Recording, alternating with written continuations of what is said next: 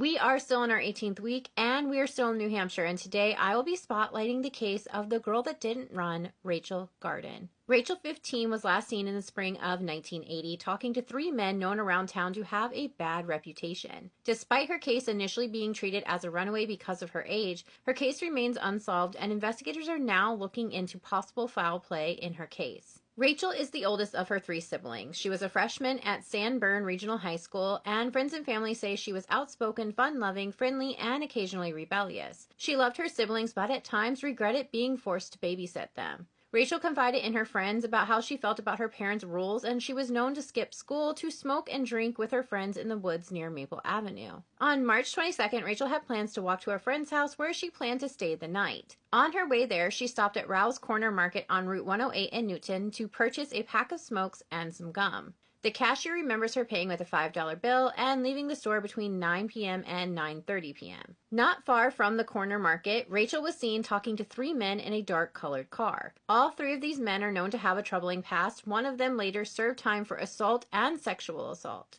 Rachael was not reported missing until 10 a.m. the following morning, when her family discovered that she never arrived to her friend's house that night. At some point, one of these three men last seen talking to Rachael would confess to killing her, and based on his confession, that would lead investigators to dig up a site off of Route 108 looking for Rachael's remains, but no evidence was located. Investigators still don't know whether any of these men were actually involved in Rachael's case, and there's no public updates available in her investigation.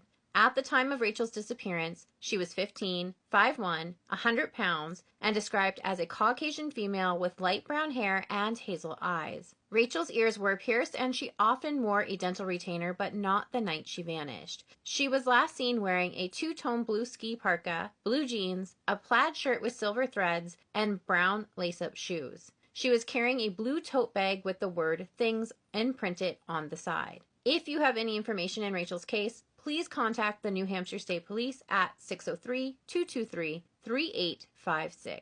Please continue to share Rachael's face in her case. Being labeled as a runaway from the very beginning has definitely hindered her investigation, and it continues to hinder many, many more children's investigations. Let's hope if we keep the public's eye on it, we can finally bring her family the answers they deserve. Thank you so much for taking the time to get to know Rachael today, and don't forget, when you see those missing and murdered posts on social media, hit like and share, because every time we share a face, we do get closer to solving a case, and I will see you all back here tomorrow for another day in New Hampshire.